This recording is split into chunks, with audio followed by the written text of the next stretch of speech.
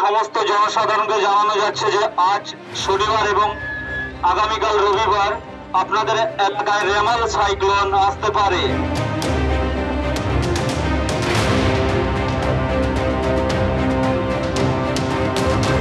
একদিকে ভোটের উত্তাপ, তার মধ্যে এবার দুর্যোগের আশঙ্কা। ধেয়ে আসছে ঘূর্ণিঝড় রেমাল। গত কয়েক বছরে ফণী, আমফান, ইয়াসের দাপটে ব্যাপক ক্ষয়ক্ষতির সাক্ষী থেকেছে বাংলা। ভোটের মাঝে ঘূর্ণিঝড়ের মোকাবিলা করতে তাই আগেভাগেই সতর্ক প্রশাসন। ইতিমধ্যেই কিন্তু জেলা প্রশাসনের তরফ থেকে বিভিন্ন জায়গাতে সতর্কতামূলক প্রচার শুরু হয়েছে। উপকূলের জেলাগুলিতে নদী ও সমুদ্র তীরের বাসিন্দাদের সতর্ক করতে মাইকে প্রচার করছে জেলা প্রশাসন। মৎস্যজীবীদের সমুদ্রে যাওয়া এবং সমস্ত সামুদ্রিক কার্যকলাপ সম্পূর্ণরূপে নিষিদ্ধ করা হচ্ছে। প্রশাসনের নির্দেশ অনুযায়ী প্রয়োজনে নিকটবর্তী ফ্লাড শেল্টার অথবা ঘূর্ণিঝড় আশ্রয়স্থল অথবা নিকটবর্তী পাকা স্কুল বাড়ি প্রভৃতি নিরাপদ স্থানে আশ্রয় গ্রহণ করুন। কাঁথি, হলদিয়া, দীঘায় খোলা হয়েছে কন্ট্রোল রুম। দুর্ঘটনা এড়াতে রবি ও সোমবার গাদিয়ারা থেকে সব ফেরি বন্ধ রাখা হয়েছে। তৈরি রাখা হয়েছে ত্রাণ শিবির। হলদিয়া পুরসভার সমস্ত কর্মী আধিকারিকদের ছুটি বাতিল করা হয়েছে।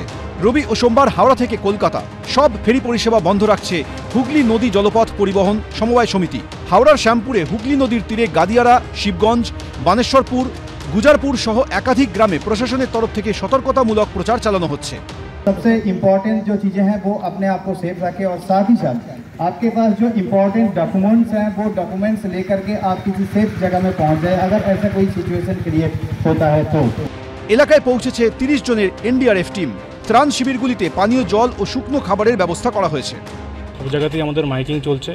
যারা নদী তীরবর্তী এলাকায় থাকেন, যাদের কাঁচা বাড়ি আছে, তাদেরকে অলরেডি আমাদের বিভিন্ন গ্রাম পঞ্চায়েতের যেগুলো হাই স্কুল বা প্রাইমারি স্কুল আছে, যেগুলো উঁচু জায়গাতে অবস্থিত, সেখানে আমরা আইডেন্টিফাই করে কোথায় কত মানুষকে আমরা যদি সেরকম দরকার পড়ে নিয়ে যেতে পারবো, তার জন্য আমরা অলরেডি একটা প্ল্যান বানিয়েছি। সেখানে আমাদের শুকনো খাবার মজুত রাখারও ব্যবস্থা করা হয়েছে। পূর্ব রেলের তরফ থেকে খোলা হয়েছে কন্ট্রোল রুম। বিভিন্ন স্টেশনে থাকছে হেল্প ডেস্ক। ঝড়ে ওভারহেড তার ক্ষতিগ্রস্ত হলে দ্রুত মেরামতির জন্য টাওয়ার ভ্যান তৈরি রাখা হচ্ছে। ব্যবস্থা করা হচ্ছে বিকল্প ইঞ্জিনের। রবি ও সোমবার বেশ কিছু দূরপাল্লার ট্রেন বাতিল করেছে দক্ষিণ পূর্ব রেল। হুগলি থেকে খড়দা, পানিহাটি, জগদ্দল যাওয়ার ফেরি পরিষেবা বন্ধ থাকছে রবিবার।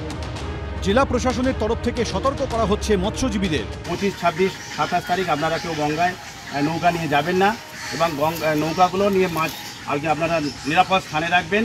হুগলি চুঁচুড়া পুরসভার তরফ থেকে কন্ট্রোল রুম খোলা হয়েছে। নবান্নে ইতিমধ্যেই মুখ্যমন্ত্রীর নির্দেশে উচ্চতর প্রশাসনিক বৈঠক হয়েছে। বৈঠক হয়ে যাবতীয় এই বিপর্যয় মোকাবিলার যতগুলি পদক্ষেপ আছে সেগুলো তিনি নিয়েছেন এবং আমাদের কাছেও যা নির্দেশ এসছে পরিবহন দপ্তরের কাছে আমরা সেগুলো সার্কুলেট করেছি। কন্ট্রোল রুম তো নবান্নে খোলা হয়েছে, একাধিক নাম্বারও দেওয়া হয়েছে। তেমনি পরিবহন দপ্তর থেকেও আমরা কন্ট্রোল রুম আমাদের মতো করে আমরা সজাগ থাকব, আমার আধিকারিকরা থাকবে। সুন্দরবন এলাকায় ঘোড়ামারা, মৌসুনী, জি প্লটের মতো প্রত্যন্ত দ্বীপগুলিতে ইতিমধ্যে জল ও শুকনো খাবার পৌঁছে দেওয়া হয়েছে। বিপর্যয় মোকাবিলায় তৈরি রয়েছে এনডিআরএফ। ঘূর্ণিঝড়ের মোকাবিলা করতে শনিবার কাকদ্বীপে বৈঠক করেন জেলাশাসক ও পুলিশ সুপার। ব্লক স্তর, সাব ডিভিশন স্তর অ্যান্ড ডিস্ট্রিক্ট স্তরে কন্ট্রোল রুম চালু রয়েছে অ্যান্ড সবারই ছুটি কিন্তু এখানে অলরেডি ক্যান্সেল হয়ে গেছে, যাদের এই সিভিয়ার সাইক্লোনের সঙ্গে যারা এই প্রিপারেশনের মধ্যে রয়েছে। যেসব জায়গায় মাটির বাঁধ ভেঙে যাওয়ার আশঙ্কা রয়েছে সেগুলি আগেভাগে মেরামত করা হচ্ছে প্রশাসনের তরফ থেকে। এদিকে রেলের তরফে জানানো হয়েছে রেমালের কারণে শিয়ালদা দক্ষিণ বিভাগ এবং বারাসাত হাসনাবাদ বিভাগে রবিবার রাত 11টা থেকে সোমবার ভোর 6টা পর্যন্ত বন্ধ থাকছে ট্রেন পরিষেবা।